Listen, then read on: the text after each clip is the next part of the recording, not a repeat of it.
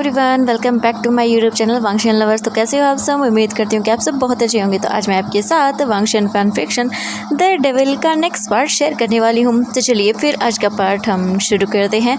तो इससे जो पहले वाला पार्ट था उसमें हमने देखा था कि वांग जी वीजिंग के साथ अपने क्वालिटी टाइम को स्पेंड करने के बाद वापस लैंड मैंशन लौट आया था एंड वांग जी ने वीजिंग को मार्क भी कर दिया था एंड धीरे धीरे करके वीजिंग वांग जी को पसंद आ रहा था। वहीं वांग जी को अपनी एक इम्पॉर्टेंट मीटिंग की वजह से जापान जाना पड़ता है 2 दिन के लिए एंड 2 डेज़ के बाद जब वांग जी वापस आता है तब वो अपने रूम के अंदर वीजिंग को नहीं पाता है। वांग जी को लगता है शायद वीजिंग नीचे होगा।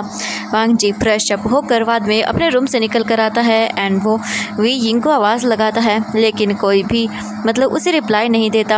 वांग जी फिर वहाँ पर एक सर्वेंट को देखता है जो कि काम कर रही थी। वांग जी उसके पास जाता है एंड बोलता है वीजिंग कहाँ पर है। जैसे ही वो सर्वेंट ये सुनती है तब वो शॉकिंगली वांग जी को देखती है एंड वांग जी उससे पूछता है कि बताओ मुझे कहाँ है वीजिंग एंड वो डरते हुए सर्वेंट अपने फेस को नीचे कर लेती है। ये देखने के बाद वांग जी का गुस्सा और भी बढ़ जाता है। इससे पहले कि वांग जी उससे कुछ और पूछ पाता तभी वहाँ पर मिसेस लैन आती हैं एंड वो बोलती है वांग जी क्या हुआ, तुम चिल्ला क्यों रहे हो। हाँ, ये सुनने के बाद वांग जी अपनी मॉम को देखता है एंड फिर वो बोलता है मॉम वीजिंग कहाँ पर है। ये सुनने के बाद मैडम लैन एक अनोइंग फेस बनाती है एंड फिर वो बोलती है कुछ नहीं, बस वो अपनी पनिशमेंट ले रहा है। ये सुनते ही वांग जी का खून खोल जाता है एंड वो मैडम लैन को देखता है और बोलता है क्या मतलब है आपका। ये सुनने के बाद मैडम लैन बोलती हैं कि कुछ नहीं, बस वो स्टोर रूम में कैद है क्योंकि कल उसने बहुत ही कीमती चीज़ चुराई थी उसने मेरा डायमंड का नेकलेस चुराया था। ये सुनने के बाद वांग जी गुस्से में अपनी मोम को देखता है एंड वो बोलता है मोम क्या बकवास कर रही हैं आप। ये सुनने के बाद मैडम लैन बोलती है कि मैं बिल्कुल सही बोल रही हूँ, उसने मेरा डायमंड का नेकलेस चुराया था जो कि पूरे 2 करोड़ का था। ये सुनने के बाद वांग जी बोलता बकवास, बताइए मुझे कहाँ है वीजिंग। लेकिन मैडम लैन कुछ भी नहीं बोलती है एंड वांग जी फिर समझ जाता है एंड वो भागते हुए अपने घर के पीछे की ओर आता है जहाँ पर स्टोर रूम था। वांग जी भाग कर आता है एंड स्टोर रूम का डोर ओपन करता है। वांग जी जैसे ही स्टोर रूम का डोर ओपन करता है तब वो देखता है कि पूरे रूम में अंधेरा था। वांग जी बोलता है वी कहाँ हो तुम, वीजिंग वी प्लीज़ मुझे आवाज़ दो।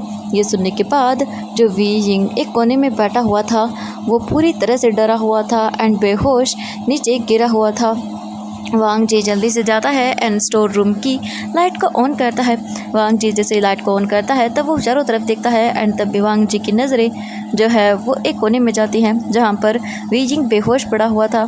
ये देखकर वांग जी को बहुत गुस्सा आता है। वो जल्दी से जाता है एंड वीजिंग को अपनी गोद में कैरी करता है और बोलता है वी तुम ठीक तो हो ना।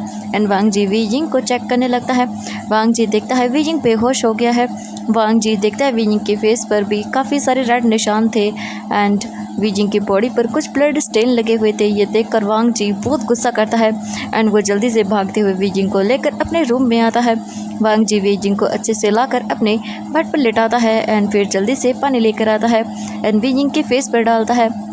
वीजिंग के फेस पर जैसे ही पानी गिरता है वीजिंग जल्दी से उठ जाता है एंड वो बोलता है नहीं प्लीज़ मुझे मत मारिए, मैंने कुछ नहीं किया, मैंने नहीं चुराया, प्लीज़ माफ़ कर दीजिए। वांग जी जब ये ऐसे देखता है वीजिंग की हालत को तब उसे बहुत गुस्सा आता है एंड वांग जी जल्दी से वीजिंग को गले लगा लेता है और बोलता है वी मैं हूँ। लेकिन वीजिंग तो बार बार यही बोल रहा था कि उसने चोरी नहीं की है लेकिन कोई मानो जैसे वीजिंग की बात सुनने को तैयार ही नहीं था एंड वीजिंग अब वांग जी की बात नहीं सुन रहा था। वो बहुत बुरी तरह से रो रहा था एंड बार बार बोले जा रहा था कि उसने चोरी नहीं की है। वांग जी वीजिंग को टाइट करके गले लगाता है एंड उसकी बैक को रब करता है। थोड़ी देर के बाद वीजिंग शांत हो जाता है। वांग जी जब देखता है कि वीजिंग शांत हो गया है तब वीजिंग के फेस को वांग जी अपने दोनों हाथों में पकड़ता है एंड बोलता है वी देखो मैं हूँ। वीजिंग स्लोली अपनी आइज़ को ओपन करता है। जैसे ही वो अपने सामने वांग जी को देखता है तब वो जल्दी से वांग जी को गले लगा लेता है एंड बहुत बुरी तरह से रोने लगता है। वांग जी वीजिंग को बोलता है वीजिंग मैं हूँ, तुम्हें कोई कुछ नहीं करेगा। वीजिंग बोलता है मैंने कुछ नहीं किया, मैंने चोरी नहीं की, मैंने नहीं चुराई उनकी वो हार, मैंने नहीं चुराया, मुझ पर यकीन करिए प्लीज़, मैंने नहीं चुराया। वांग जी जब वीजिंग की इतनी बुरी हालत देखता है तब वो बोलता है वीजिंग मैं जानता हूँ तुम ऐसा नहीं कर सकते हो, शांत हो जाओ। एंड वांग जी वीजिंग को शांत करवाता है। उसके बाद वांग जी वी जिंग के फेस को देखता है जहाँ पर रेड निशान थे। वी जिंग के फेस को टच करता है वांग जी एंड बोलता है वी जिंग क्या तुम्हें हर्ट हो रहा है। वी जिंग अपने सिर को हाँ में हिलाता है। इसके बाद वांग जी जल्दी से जाता है एंड वो फर्स्ट एड बॉक्स लेकर आता है एंड फिर वी जिंग को देखता है एंड उसमें से एक क्रीम निकालता है एंड उसे धीरे धीरे करके वी जिंग के फेस पर अप्लाई करता है, जिससे वी जिंग को थोड़ा पेन होता है एंड वो दर्द की आवाज़ निकालता है। वांग जी अपनी टाइट करके आंखों को बंद कर लेता है क्योंकि वांग जी को इस वक्त अपनी मॉम पर बहुत गुस्सा आ रहा था एंड वो अपनी मॉम को कर्ज कर रहा था क्योंकि उसकी मॉम ही पूरी तरह से डबल है। वांग जी अपने गुस्से को कैसे भी करके शांत करता है एंड वी जिंग के फेस पर वो अच्छे से मेडिसिन को अप्लाई करता है। उसके बाद वांग जी देखता है कि वी जिंग की शर्ट पर भी काफ़ी स्टेन के निशान हैं एंड वांग जी जब ये देखता है तब उसका गुस्सा और भी बढ़ जाता है। वांग जी फिर बोलता वी जिंग अपनी शर्ट निकालो। वी जिंग वांग जी को देखता है और बोलता नहीं मुझे दर्द हो रहा है। वांग जी बोलता वी जिंग कुछ नहीं होगा, मैं हूँ ना, प्लीज़। वी जिंग फिर अपने सिर को हाँ में हिलाता है। वांग जी बोलता रुको मैं निकालता हूँ एंड फिर वांग जी वी जिंग की शर्ट को धीरे से निकाल देता है। वांग जी जब शर्ट को निकालता है तब देखता है कि वी जिंग की बॉडी पर जो है कुछ निशान थे एंड वांग जी जब अच्छे से देखता है तब बोलता वी ये किसने किया है बताओ मुझे। ये सुनने के बाद वी जिंग अपने फेस को नीचे कर लेता है क्योंकि वो नहीं चाहता कि वी जिंग वांग जी को ये बताए कि उसकी मॉम ने ही ये किया है एंड उसकी सिस्टर ने। मैडम लैन ने तो ओनली वी जिंग को स्लैप ही मारा था, लेकिन जियांग यानली ने वी जिंग को स्टोर रूम में ले जाकर उस पर जो है एक डंडे से भी मारा था, जिस वजह से वी जिंग की बॉडी पर ये निशान बन गए थे। वांग जी जो है धीरे से वी जिंग की बॉडी पर जहाँ पर जख्म थे वहाँ पर अप्लाई करता है मेडिसिन को एंड वांग जी वी जिंग की पीठ को देखता है। जैसे ही वांग जी विंग की पीठ को देखता है तब शॉक के मारे उसकी आंखें बड़ी हो जाती है क्योंकि वी जिंग की पीठ पर ऑलरेडी ही बहुत ज़्यादा बोल सकते हैं चोट के निशान थे, जो कि अब थोड़े थोड़े हील हो चुके थे, लेकिन ये चोट के निशान बहुत ही पुराने थे। वांग जी की आंखें शौक के मारे बड़ी हो गई थी। वांग जी उन निशानों को टच करता है और बोलता है वी ये सब क्या है। वी जिंग डर जाता है और बोलता है कि क्या हुआ। वांग जी बोलता है वी जिंग तुम्हारी पीठ पर ये इतने सारे निशान। वी जिंग जब ये देखता है तो बोलता है कुछ भी नहीं, मैं ठीक हूँ। एंड ये बोलकर वी जिंग अपनी शर्ट को पहनने लगता है, लेकिन वांग जी जो है वी जिंग को देखकर अपने मन में सोचता है कि पक्का कुछ ना कुछ तो गलत हुआ है एंड मुझे काफ़ी सारी चीज़ें पता चली हैं। जियांग फेंग म्यान सच में मैं तुम्हें छोड़ूंगा नहीं, जितना हर्ट तुमने मेरी वी जिंग को किया है एंड जो तुमने गुनाह किए हैं उनकी सज़ा मैं तुम्हें देकर रहूँगा। तभी वी जिंग के पेट से कुछ आवाज़ें आने लगती हैं एंड जैसा ही ऐसा होता है वांग जी वी जिंग को देखता है और बोलता है वी तुम्हें भूख लगी है। वी जिंग अपने सिर को हाँ में हिलाता है। इसके बाद वांग जी जो है जल्दी से नीचे अपने रूम से चला जाता है एंड वो सर्वेंट से बोलता है खाना बनाने के लिए एंड थोड़ी ही देर में वांग जी खाना लेकर रूम के अंदर आता है एंड वो वी जिंग को खाना खिलाता है, वो भी अपने हाथों से एंड वी जिंग वांग जी के हाथों से खाना खा लेता है। इसके बाद वांग जी वी जिंग को कुछ पेन किलर्स देता है एंड उसे खाने के बाद वांग जी वी जिंग के सर को अपनी गोद में रखता है एंड बोलता है सो जाओ एंड वी जिंग वांग जी के बोल सकते हैं कि वार्मथ को फील करते हुए ही थोड़ी देर के अंदर ही सो जाता है। वांग जी वी जिंग की काफ़ी देर तक टेक केयर करता है एंड वो उसे काफ़ी कंफर्टेबल फील करवाता है। वांग जी ऐसे ही करके कुछ देर लेटा रहता है। अब वांग जी को लेटे हुए 1 घंटा हो गया था। तभी वांग जी का फ़ोन रिंग करता है एंड जैसे ही वांग जी का फ़ोन रिंग करता है वांग जी अपने फ़ोन को निकालता है एंड देखता है तो वहाँ पर जो है एक इम्पोर्टेंट कॉल आ रहा था। वांग जी वी जिंग को अच्छे से बेड पर लेटाकर उसे ब्लैंकेट से कवर करके वांग जी अपने फ़ोन को अटेंड करने के लिए बालकनी में चला जाता है एंड वांग जी थोड़ी देर बात करता है एंड वापस आता है रूम के अंदर एंड फिर वो नीचे चला जाता है। नीचे जाते ही वांग जी देखता है कि madam Lan and Jiang Yanli वहाँ पर बैठे हुए थे and madam Lan Jiang Yanli को खाना खिला रही थी। ये देखकर वांग जी अपनी मोम के पास जाता है एंड बोलता है आपने वी जिंग के साथ ऐसा क्यों किया। ये सुनते ही मैडम लैन देखती हैं वांग जी को एंड बोलती हैं मैंने कहा ना उसने मेरे नेकलेस को चोरी किया था, जिसकी सज़ा मैंने उसे दी है एंड सच में कितना खटिया ओमेगा है ये सुनने के बाद वांग जी अपनी मोम को देखता है एंड बोलता है कि एक बार और अगर आपने मेरे हस्बैंड को खटिया कहा तो मैं भूल जाऊंगा कि आप मेरी मॉम हैं। वैसे तो मैं बहुत पहले ही भूल चुका हूँ, लेकिन तभी यान ली बोली, ये क्या तरीका है हस्बैंड, आप ऐसे मदर इन लॉ से कैसे बातें कर सकते हैं।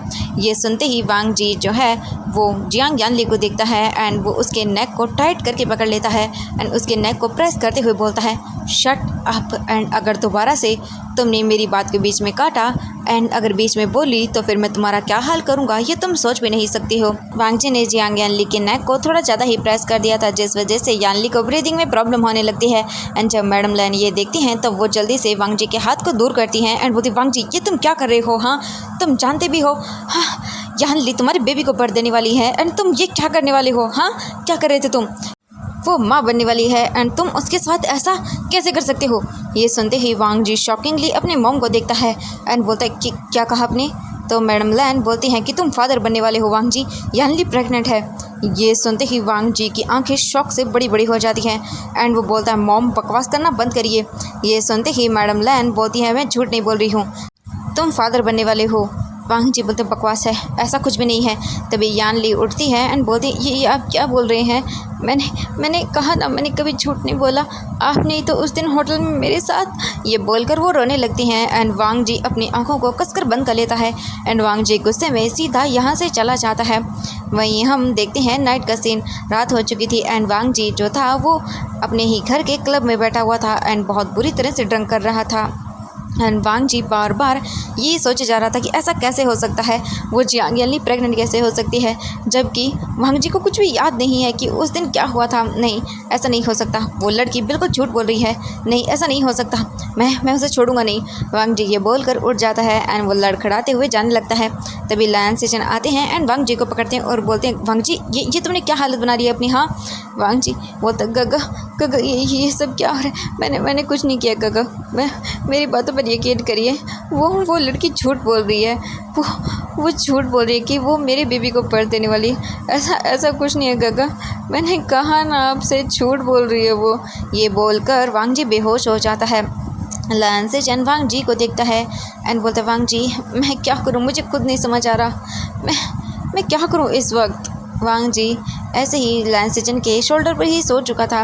लायन सेचन फिर वांग जी को उसके रूम में लेकर जाते हैं एंड डोर ओपन कर वो अंदर लेकर आते हैं तो वो देखते हैं कि वीजिंग ऑलरेडी ही सोया हुआ था। लायन सेचन फिर जाते हैं एंड वांग जी को विंग की साइड में बोल सकते हैं बेड के दूसरी साइड में लिटा देते हैं एंड ब्लैंकेट से कवर करते हैं एंड वांग जी के शूज़ उतारते हैं एंड फिर बोलते हैं, good night Wang ji and कल मुझे इस बारे में तुमसे बात करनी होगी। ये बोलकर लायन से चैन रूम से चले जाते हैं। अब हम मॉर्निंग का सीन देखते हैं। धीरे धीरे करके वांग जी की आइज़ ओपन होती हैं एंड वो जैसे अपनी आइज़ को ओपन करता है तब वो विंग को देखता है एंड वांग जी जैसे विंग के फेस को देखता है तब उसकी सारी प्रॉब्लम जैसे मानो एक सेकंड में ही गायब हो गई थी। वांग जी विंग के फेस को देखता है एंड बोलता है, विजिंग मैंने कुछ भी नहीं किया है उसके साथ, मैं नहीं जानता वो सब कैसे हुआ एंड मुझे इतना ज़रूर पता है कि मैंने उस यानली के साथ कुछ भी नहीं किया है एंड ना ही वो बेबी मेरा है एंड मैं पता लगा के रहूँगा कि आखिरकार इन सब लोगों ने ये सब किया क्यों है, क्योंकि ये सब चीज़ें मैं बिल्कुल भी एक्सेप्ट नहीं कर सकता हूँ। वांग जी फिर जो है वीजिंग को साइड करता उड़ता रेडी होता है एंड वांग जी रेडी होकर निकल जाता है इन सब चीज़ों के बारे में पता लगाने के लिए, क्योंकि वांग जी से अब और बर्दाश्त नहीं हो रहा था। वांग जी जो है वो सीधा अपने ऑफिस आता है एंड अपने डिटेक्टिव को जियांग यानली की हर एक इन्फॉर्मेशन छोटी से छोटी पता लगाने के लिए बोल देता है। वहीं लायन किरण और मैडम लैन तो बहुत ही हैप्पी थे। लायन किरण एंड बोल सकते हैं मैडम लैन तो इसलिए हैप्पी थे कि उनका हायर आने वाला है एंड वो बहुत ही ज़्यादा हैप्पी थे। वो सभी लोग यानली का बहुत ही अच्छे से ख्याल रख रहे थे। वीजिंग जो था वो 8 बजे उठ जाता है एंड उठकर वो चारों तरफ देखता है तो आज वांग जी वहाँ पर नहीं था। वीजिंग उठकर फिर फ्रेश अप होता है एंड फिर अपने क्लोथ को वियर करके वो नीचे आता है और नीचे आते ही वो देखता है तो सभी लोग यानली की खातिरदारी कर रहे थे एंड बहुत ही बोल सकते टेक केयर कर रहे थे। वीजिंग चुपचाप करके नीचे आता है एंड फिर वो चुपचाप करके डाइनिंग बोल सकते हैं एरिया की ओर चला जाता है एंड वहाँ जाते ही जो वो सर्वेंट थी वो वीजिंग को खाना सर्व करती है एंड वीजिंग चुपचाप करके अपने खाने को खा लेता है। खाना खा लेने के बाद वीजिंग मेंशन से निकलकर सीधा गार्डन में आता है एंड वो अपने रैबिट तुलसी के साथ खेलता है। ऐसे ही करके पूरे टाइम बीत जाता है एंड अब इवनिंग हो चुकी थी। वांग जी जो था वो वापस से अपने घर आ जाता है एंड वो रूम के अंदर जाकर देखता है तो वीजिंग वहाँ पर नहीं था। वांग जी जो है वो बालकनी में आता है, तभी उसकी नज़रें विंग पर पड़ती है जो कि रैबिट के पास बैठा हुआ था एंड रैबिट वीजिंग के चारों तरफ खेल रहे थे एंड वीजिंग बस रैबिट को देखकर स्माइल कर रहा था। वांग जी वीजिंग को देखते हुए बोलता है कि बहुत जल्द मुझे सब सच्चाई पता चल जाएगी एंड उसके बाद मैं इन सबको जान से मार डालूंगा, एक एक को भी नहीं छोड़ूंगा। एंड वांग जी गुस्से में ये सब चीज़ें देखता है। इसके बाद फिर बोल सकते हैं कि वांग जी वहाँ से निकल कर सीधा गार्डन एरिया में आता है एंड बोलता है वीजिंग जब वांग जी की वॉइस सुनता है पीछे टर्न होकर देखता है एंड वांग जी जो था वो वीजिंग के पास आता है एंड फिर वीजिंग भी बोलता है आप। वांग जी बोलता है क्या कर रहे हो?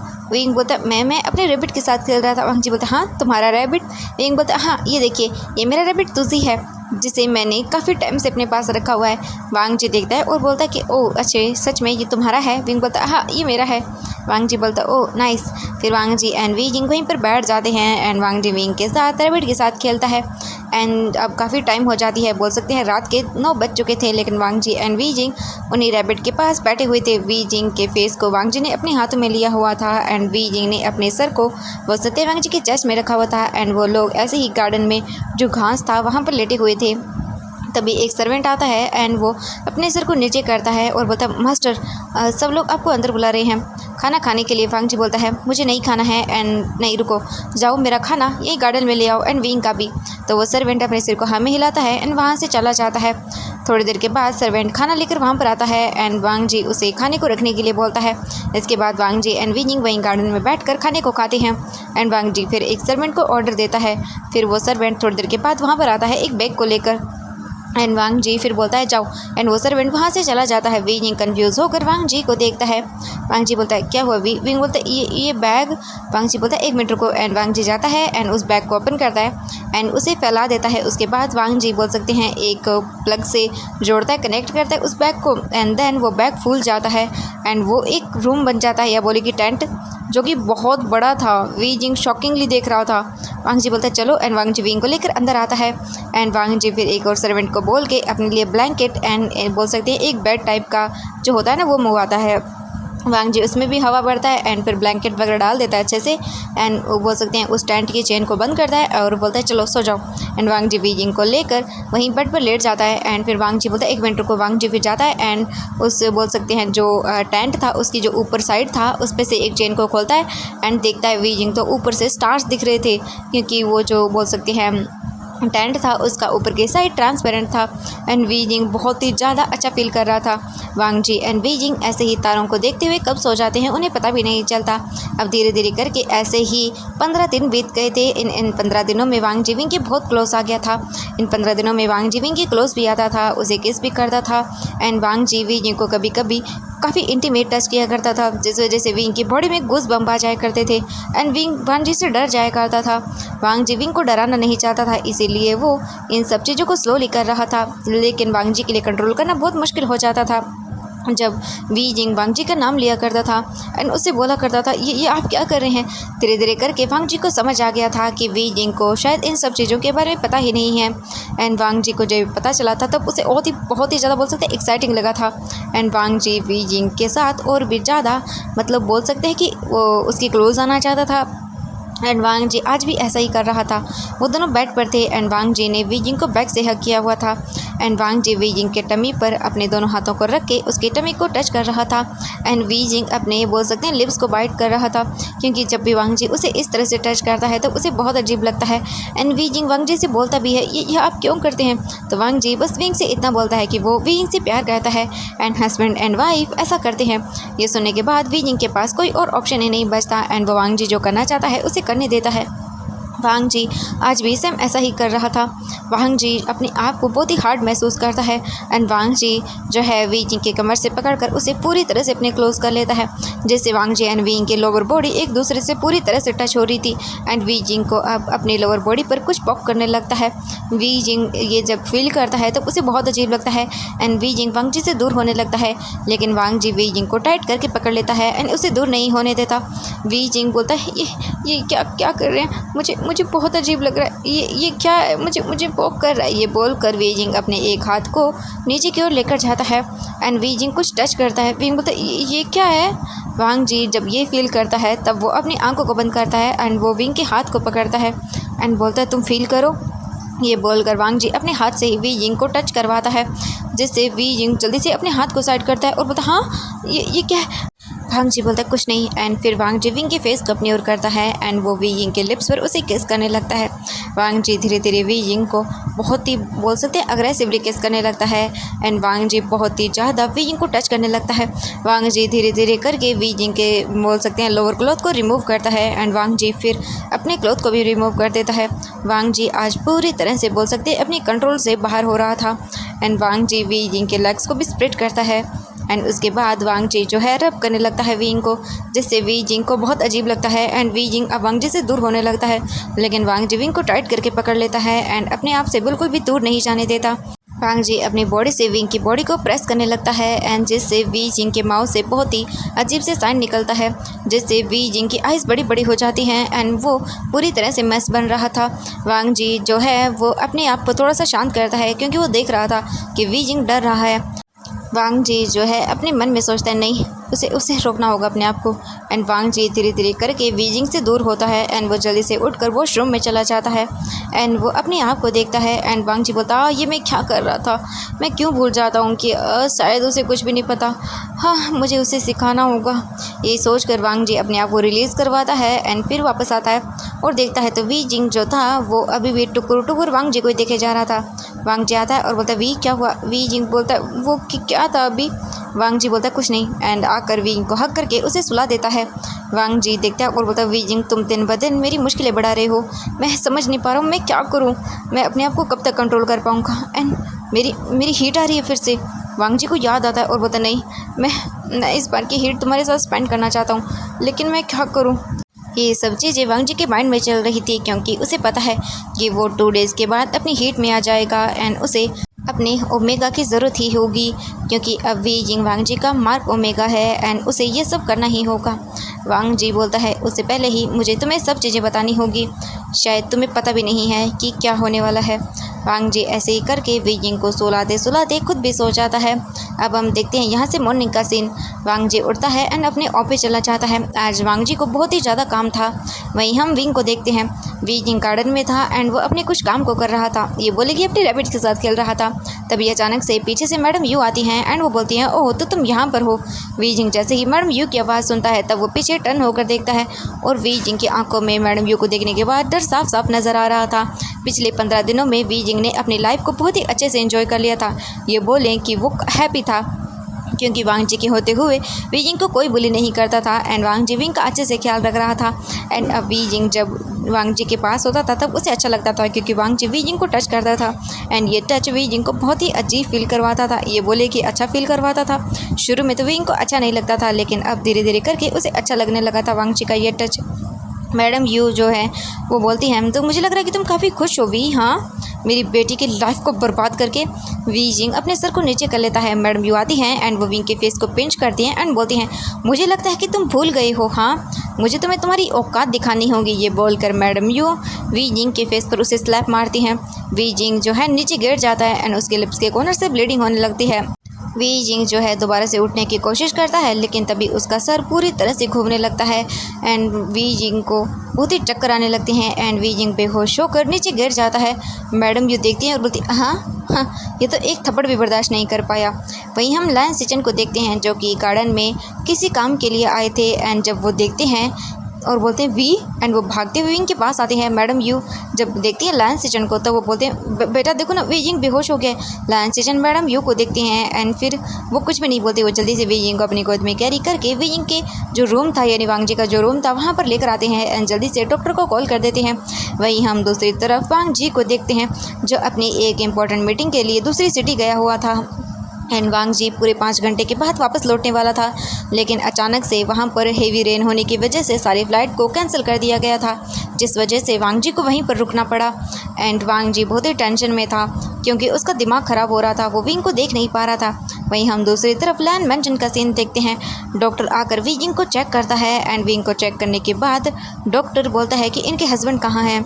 ये सुनने के बाद लैन सिचन आगे आते हैं एंड बोलते हैं कि वांग जी अभी नहीं है यहाँ पर, वो किसी मीटिंग के लिए दूसरी सिटी गया हुआ है और मुझे पता चला है कि वो आज नहीं आ पाएगा, वो कल ही आ पाएगा। जब लैन सिचन ये बोलता है तब डॉक्टर बोलता है कि देखिए प्लीज़ इनका ख्याल रखिएगा एंड इस टाइम में इनके हस्बैंड को उनके साथ रहना चाहिए क्योंकि ये 1 मंथ प्रेग्नेंट है। ये सुनने के बाद लैन सिचन की आंखें शौक से बड़ी बड़ी हो जाती हैं एंड सभी लोग शौक थे। वहाँ पर मैडम यू भी थी एंड जियांग यानली भी थी एंड मैडम लैन भी थी। जब सब लोग ये सुनते हैं तो बोलते हैं व्हाट, तो जो बोल सकते हैं लैन सिचन थे वो बोलते हैं कि क्या कहा डॉक्टर आपने, वीजिंग 1 मंथ प्रेग्नेंट है। ये सुनने के बाद वो डॉक्टर बोलता है हाँ बिल्कुल ये 1 मंथ प्रेग्नेंट है, प्लीज़ आप इनका अच्छे से ख्याल रखिएगा। वैसे तो ये काफ़ी हेल्दी लग रही है मुझे, लेकिन अभी ये बहुत वीक है, अगर इनके बाई चांस कुछ हो जाता है तो इनके एंड इनकी बेबी को ख़तरा होगा, प्लीज़ इनका ख्याल रखिएगा। ये मुझे बहुत ही वीक लग रही हैं, फ़िलहाल तो ये ठीक हैं लेकिन बाई चांस इनकी डिलीवरी में प्रॉब्लम आ सकती है। ये बोलकर डॉक्टर लैन सिचन को देखता है। लैन सिचन तो शॉक थे, उसे समझ नहीं आ रहा था क्या क्या सच में वांग जी एंड वीजिंग। ये सुनने के बाद जो बोल सकते हैं मैडम लैन थी वो तो शॉकिंगली दिख रही थी और बोलती व्हाट, ऐसा कैसे हो सकता है। ये बोलकर वो डॉक्टर को देखती हैं तो डॉक्टर बोलता है मैंने इन्हें अच्छे से चेक किया है एंड मैंने कहा ना ये 1 मंथ प्रेग्नेंट है, अगर आपको यकीन नहीं है तो आप किसी और डॉक्टर को बुला लीजिएगा। ये बोलकर वो डॉक्टर रूम से बाहर चला जाता है। मैडम लैन बोलती नहीं ऐसा नहीं हो सकता, यानली भी अभी 1 मंथ की प्रेग्नेंट नहीं हुई है तो ये लड़का कैसे हो गया, हाँ पक्का कुछ न कुछ तो गलत है। ये सुनते ही जो मैडम यू थी वो आगे आती हैं एंड बोलती हैं कि देखिए मुझे बोलना तो नहीं चाहिए लेकिन मेरे बेटे का एक बॉयफ्रेंड है, शायद हो सकता है ये बेबी उसका हो। ये सुनते ही लैन सिचन शॉकिंगली मैडम यू को देखते हैं एंड बोलते हैं कि ये आप क्या बकवास कर रही हैं। तो जो बोल सकते हैं मैडम लैन थी वो बोलती हैं सिचन चुप रहो। लैन सिचन बोलते हैं मॉम ये बकवास कर रही हैं। तो मैडम लैन बोलती मैंने कहा ना चुप रहो तुम। एंड ये बोलकर वो लैन सिचन को देखती हैं एंड बोलती हैं कि इस लड़के को मैं छोड़ूंगी नहीं, इसकी हिम्मत कैसे हुई। फिर वो रूम से बाहर आ जाती हैं एंड मैडम यू भी आती हैं। मैडम यू मैडम लैन के पास जाती हैं एंड बोलती हैं कि मुझे यकीन नहीं हो रहा मेरा बेटा इतना घटिया हो सकता है कि वो अपने बॉयफ्रेंड के बच्चे को कैसे कर सकता है। मुझे सच में यकीन नहीं हो रहा, अभी मैं उसके बॉयफ्रेंड से सब चीज़ें कंफर्म करती हूँ। एंड ये बोलकर वो डायरेक्टली वैन चाओ को कॉल मिलाती हैं एंड फिर वो दूसरी ओर से फ़ोन को स्पीकर पर करती हैं एंड बोलती हैं कि वैन चाओ मुझे बताओ तुम्हारे एंड विंग के बीच में क्या रिलेशनशिप है। ये सुनने के बाद वैन चाओ बोलता है कि ओ मेरे और विंग के बीच में वो मेरा बॉयफ्रेंड है। ये सुनने के बाद मैडम लैन शॉक थी एंड वो बोलती हैं क्या सच बोल रहे हो तुम। ये सुनने के बाद जो वैन चाओ था वो बोलता है स्माइल कर दे ऑफ कोर्स विंग मेरा बॉयफ्रेंड है एंड हम तो न जाने कितनी ही बार एक दूसरे के साथ नाइट को स्पेंड कर चुके हैं। ये सुनते ही तो वो शॉक हो जाती हैं एंड जो मैडम यू थी वो बोलती हैं कि तुम्हारी वजह से विजिंग प्रेग्नेंट हो गया है। ये सुनते ही वैन चाओ बोलता है ये तो होना ही था, आखिरकार हमने कितनी बार वो सब किया है। ओ तो मेरा स्वीट हार्ट प्रेग्नेंट है, मैं अभी आ रहा हूँ मेरे स्वीट हार्ट को लेने के लिए, क्योंकि मुझे मेरे स्वीट हार्ट को देखना तो होगा एंड मुझे मेरे बेबी के साथ मेरे बेबी का भी ख्याल रखना होगा। ये बोलकर वो फ़ोन को कट कर देती हैं। मैडम लैन बोलती हैं इस घटिया लड़के को मैं छोड़ूंगी नहीं, आने दो। वहीं दूसरी तरफ लैन सिचन जल्दी से अपना फ़ोन निकालते हैं एंड वो वांग जी को कॉल करते हैं लेकिन वांग जी का फ़ोन बिल्कुल भी नहीं मिल रहा था। लैन सिचन बोलते वांग जी ये सब क्या हो गया, वांग जी प्लीज़ जल्दी आओ। एंड लैन सिचन तभी जो है वो रूम से बाहर निकलते हैं। तभी जो मैडम यू एंड मैडम लैन थी वो लैन सिचन को देखती हैं। तभी लैन सिचन का फ़ोन रिंग करने लगता है एंड फ़ोन को जब रिंग करता है लैन सिचन का तो वो फ़ोन को देखते हैं तो कॉल उनकी सेक्रेटरी का था। लैन सिचन जल्दी से फ़ोन को पिक करते हैं एंड वो बोलते हैं कि मैं नहीं आ सकता हूँ, लेकिन उनकी सेक्रेटरी बोलती है कि सर इंपॉर्टेंट मीटिंग है, प्लीज़ सर आ जाइए वरना ये लोग डील कैंसिल कर देंगे। ये सुनने के बाद लैन सिचन अपने हाथ को जो है वो कसकर पकड़ लेते हैं और बोलते हैं ठीक है मैं आ रहा हूँ। ये बोलकर लैन सिचन वहाँ से चले जाते हैं एंड जाते वक्त एक सर्वेंट को बोल कर जाते हैं कि वो विंग का ख्याल रखे। अब हम देखते हैं यहाँ से पूरे 2 घंटे बाद का सीन। वैन चाओ सामने बैठा हुआ था and madam Lan and madam Yu सामने बैठी हुई थी उसके। तो वैन चाओ जो था वो बोलता है कि हाँ वीजिंग जो मतलब बेबी कैरी कर रहा है वो मेरा ही है क्योंकि मैं उसका बॉयफ्रेंड हूँ, अगर आपको यकीन नहीं है तो ये फ़ोटोज़ देख लीजिए। ये बोलकर वो कुछ फ़ोटोज़ मैडम लैन को दिखाता है एंड मैडम लैन उन फ़ोटोज़ में साफ साफ देख सकती थी कि किस पोजीशन में थे वो दोनों। मैडम लैन जो है सोच में पड़ जाती हैं एंड उन्हें बहुत ही गुस्सा था कि एक इतने बोल सकते हैं कि घटिया लड़के को वो मिसेस लैन बनाएंगी, बिल्कुल भी नहीं। मैडम यू जो है मैडम लैन को देखती हैं एंड वो एक डबल से स्माइल देती हैं एंड बोलती हैं उनके कान में जाकर कुछ चीज़ें, जिसे सुनने के बाद तो मैडम लैन का खून ही खोल जाता है। मैडम लैन जल्दी से अपने सोफे से उठती हैं एंड वो गुस्से में वांग जी के रूम की ओर जाती है एंड वो जल्दी से जाकर वांग जी के रूम का डोर ओपन करती हैं एंड जैसे वो रूम को ओपन करती हैं तो देखती हैं कि वी जिंग बैठा हुआ था सोफे पर एंड वो जो है कुछ चीज़ें सोच रहा था। मैडम लैन जाती हैं डायरेक्टली एंड वी जिंग को उठाती हैं एंड उसके फेस पर जोर का स्लैप मारती हैं एंड उसे खींचते हुए लेकर आती हैं एंड बोलती, तुम गंदे लड़के, तुम्हारी हिम्मत कैसे हुई ये सब करने की? हाँ, मैं अभी के अभी तुम्हारे मेरे घर से निकाल रही हूँ। ये बोलकर वो वी जिंग को धक्का देती हैं जिससे वी जिंग हॉल के अंदर ग्राउंड पर गिर जाता है एंड सभी सर्वेंट्स वगैरह ये सब देख रहे थे एंड वैन चाओ विंग के सामने आता है एंड बोलता है, स्वीट हार्ट चलो चलें। एंड ये सुनने के बाद वी जिंग शॉकिंगली अपने सामने वाले पर्सन को देखता है एंड उसे याद आ जाता है कि ये पर्सन कौन है। तभी वी जिंग बोलता है, ये सब क्या हो रहा है? तभी जो मैडम यू थी वो विंग के पास आती हैं एंड विंग के फेस को अपने दोनों हाथों में पकड़ती हैं एंड बोलती, बेटा बेटा ये सब तुमने क्या कर लिया? हाँ, तुम ऐसा कैसे कर सकते हो? सच में मुझे यकीन नहीं हो रहा है, लेकिन आप चिंता मत करिए मैडम लैन, मैं मेरी बेटी को अच्छे से सबक सिखाऊंगी एंड ये तो बहुत ही कैरेक्टरलेस है। चलो घर चलो वापस, मैं तुम्हें अच्छे से सबक सिखाती हूँ एंड तुम्हारे बॉयफ्रेंड से शादी करवाऊँगी एंड बहुत जल्द, वैसे भी तुम्हारा तलाक होने वाला है। ये बोलकर वो वी जिंग को देखती हैं एंड तभी मैडम लैन जो थी वो बोलती हैं, इसकी ज़रूरत नहीं है, 1 मिनट रुको। एंड वो ये बोलकर मैडम लैन जल्दी से अपने रूम में जाती है एंड कुछ डॉक्यूमेंट को लेकर बाहर आती हैं एंड वो बोलती हैं इन डॉक्यूमेंट को फेंकते हुए कि जल्दी से इन पर साइन करो। एंड ये बोलकर वो डॉक्यूमेंट को जो है वी जिंग को दिखाती हैं। वी जिंग डॉक्यूमेंट को देखकर कंफ्यूज हो जाता है कि वो क्या करे भाई इनका। तभी मैडम यू विंग के पास जाती हैं एंड वो बोलती हैं कि आप चिंता मत करिए, मैं इन डॉक्यूमेंट को साइन करवा के कल आपके पास भेज दूंगी एंड कल से हम डिवोर्स की सारी प्रिपरेशन को शुरू कर देंगे। मैडम लैन बोलती हैं कि जाओ इस डिस्गस्टिंग लड़के को मेरी आंखों के सामने से दूर ले जाओ एंड ये बोलकर वो अपने फेस को टर्न कर लेती हैं एंड वैन चाओ जो था वो वी जिंग को देखता है। मैडम लैन जो थी वो तो देख भी नहीं रही थी। मैडम यू जो है वैन चाओ को इशारा करती हैं एंड वैन चाओ आता है और बोलता, डार्लिंग चलो, मैं तुम्हारे बेबी का अच्छे से ख्याल रखूँगा। ओ नहीं हमारे बेबी का। ये बोलकर वो वी जिंग को कमर से पकड़ता है एंड उसे ले जाने लगता है। वी जिंग को बहुत गंदा लग रहा था, उसे बहुत अजीब लग रहा था, लेकिन मैडम यू वी जिंग को घूर कर देख रही थी एंड वो अपने मन में सोच रही थी, वाह क्या बात है, हाँ मेरा तो काम आसान हो गया एंड अब से तुम फिर से उसी कैद में रहोगे। मैडम लैन वी जिंग का हाथ पकड़कर उसे खींचते हुए लैन मैंसन से बाहर लेकर आती हैं एंड वो उसे अपनी गाड़ी में ले जाकर पुश करती हैं एंड वो वी जिंग को लेकर सीधा वापस से जियांग मैंशन चली जाती हैं एंड वैन चाओ भी उनके साथ ही था। वैन चाओ मैडम लैन को देखता है और बोलता है, सच में मुझे कितने सारे ड्रामा करने पड़ रहे हैं। तो मैडम यू बोलती हैं कि वैसे भी ये ओमेगा अब आज से तुम्हारा है, तुम जो चाहे इसके साथ कर सकते हो, बस कल के बाद।